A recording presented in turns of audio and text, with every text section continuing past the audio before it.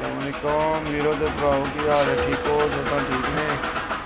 ए देखो जी, अज ये बाहर जी कंध लगी है उसके अंदर असी फोम रख के ते 6 इंच की ईट ये असी अज लाई है। ते सारे यार दोस्त भरा चेक करो कैसी वीडियो, कैसी कंध लगी है। और सुनाओ, सारे फिट फाट उसे तो ठीक है। तो बाकी जी गल है वो है नाल नाल तकते जाओ तुम। यह जरा भी चिट्टा पुलिस पान जा रखे है, ये रखे है जी सेम हो जाती है ना पाकिस्तान, ये वो वास्ते रखे है, ठीक है। तो एक रेगड़ा लगे है तू हूँ साड़ी कंध जी है वो इधर आ जानी है। चिमनिया ने नाल इन्हों के आले दुआले इत्थे जेड़ा इट इंज लगे दी, फिर उतों इंज बाहरों जी है जिथे खत्म होती है भी इत्थे जेड़ा पौड़ियां की कंध वो सामने जिस तरह खाली है वो सारी कंध दे नाल उत्ते बंद होती जाएगी, ठीक है जी। ते बाकी हुण टाइम सुविधा होए है, समान सामभदे ने पे अज की दिहाड़ यह काम है। तो इंशाअल्लाह यार वीडियो लाइक भी कर दिया करो, शेयर भी कर दिया करो जे अच्छी लगे तो जे अच्छी ना लगे तो कोई ज़रूरत नहीं, कोई मसला नहीं। तो बाकी जड़ा थले है चेक कर लो सामने, वो जड़ा इनका वो है वो भी लगे है काम करन, ठीक है।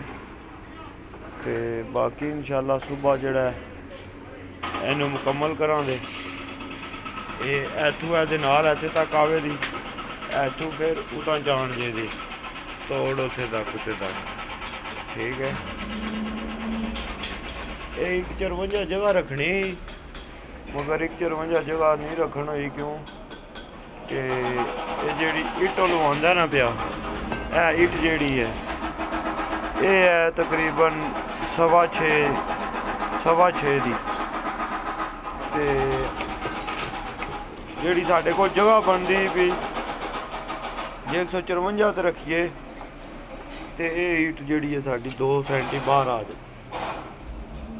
इस गल्ले करके असी जिथे जिथे पूरी आमदी है उत्थे असी ये पूरी करके तो ला छड़ी है। हुण 152 बच्चे 153 बच्चे ये मालकां दा, क्यों ए जी जगह ए कंधा बनी है ना एलियां कंधा ए कंधा ते ए कंधा इन्हां विच इक जिहा तकरीबन सेम खड़ने वाला काम है। ते बाकी हुण अंदर सारा हो गए है। हुण जड़ियां कंधां नूं सीमट लग गए है, इन्हां कंधां नूं ते बारियां सीमट जिहड़ा लग गए है, इन्हां नूं एह वाला फोम लगना, इनू आखदे ने मनता। ये सेम वगैरह जिहड़ी है ये अंदर सेम नहीं होन दिंदा, पता नहीं पाकिस्तान वड्डियां कंपनियां वाले यूज़ करते होण पे, मगर नॉर्मल घरां विच कोई नहीं यूज़ होंदा।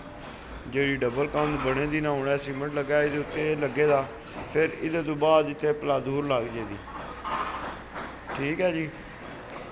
तो यह खिड़कियाँ खलवा छड़ियाँ ने लकड़ दियाँ, इन्हां विच आके अल्लाह तुहाडा भला करे लग जान दियां खिड़कियाँ शटर वालियां जड़ियाँ बंद होन दियां खुलन दियां आटोमैटिक, नाल शीशे की अलमारी भी विच लग जाएगी, ठीक है जी।